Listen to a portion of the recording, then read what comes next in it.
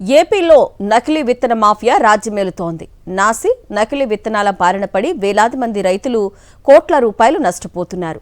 గత 22 నెలల్లో వరుసగా మిరప, పత్తి, ఉల్లి, టమాటా, వరి రైతులు ఈ నకిలీ విత్తన ఉచ్చులో పడి నష్టపోగా తాజాగా ప్రస్తుతం రబీ సీజన్లో మొక్కజొన్న రైతులు ప్రైవేటు కంపెనీల నకిలీ విత్తన కోరల్లో చిక్కుకొని విలవిల్లాడుతున్నారు.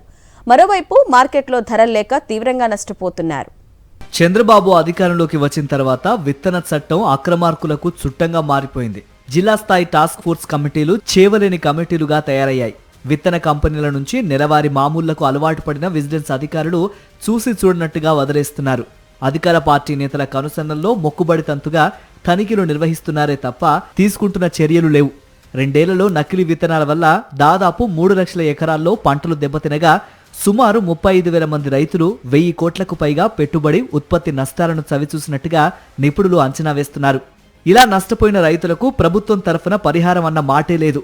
రాష్ట్ర రైతులను ముంచేస్తున్న నకిలీ విత్తనాల్లో 90% హైదరాబాద్ కేంద్రంగా నిర్వహిస్తున్న కంపెనీలకు చెందినవే కావడంతో నేరుగా చర్యలు తీసుకునే పరిస్థితి కనిపించడం లేదు. మరోవైపు పంట దెబ్బతిన తర్వాత విత్తన నమూనాలను ల్యాబ్లకు పంపితే రిపోర్టు వచ్చేసరికి సీజన్ ముగిసిపోతోంది. ఈలోగా ఏజెంట్లు పత్తా లేకుండా పోతున్నారు. కర్నూలు, అనంతపురం, పార్వతీపురం, మన్యం జిల్లాల్లో పత్తి రైతులు, నంద్యాల, అన్నమయ్య జిల్లాల్లో ఉల్లి, టమాటా రైతులు, కృష్ణా, గుంటూరు, నెల్లూరు జిల్లాల్లో వరి రైతులు నకిలీ విత్తనాలతో తీవ్రంగా నష్టపోయారు.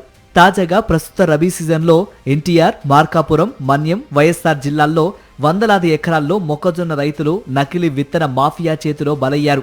నకిలీ విత్తనాల వల్ల వందలాది ఎకరాల్లో మొక్కజొన్న పంట దెబ్బతిందని రైతులు కన్నీరు మున్నీరవుతున్నారు. ఎకరాకు 50,000 నుంచి 60,000 వరకు పెట్టుబడులు పెట్టామని, తీరా పంట దిగుబడి వచ్చిన తర్వాత పరిశీలిస్తే కండలకు అసలు గింజలే రాలేదని ఆవేదన చెందుతున్నారు. ఎకరాకు సగటున 50 క్వింటాళ్ల దిగుబడి వస్తుందని కంపెనీలు చెప్పగా కనీసం 10 నుంచి 20 క్వింటాళ్లకు మించి రాలేదని తెలిపారు. కలెక్టర్లకు, వ్యవసాయ అధికారులకు ఫిర్యాదు చేసినా పట్టించుకోలేదని బాధిత రైతులు తెలిపారు.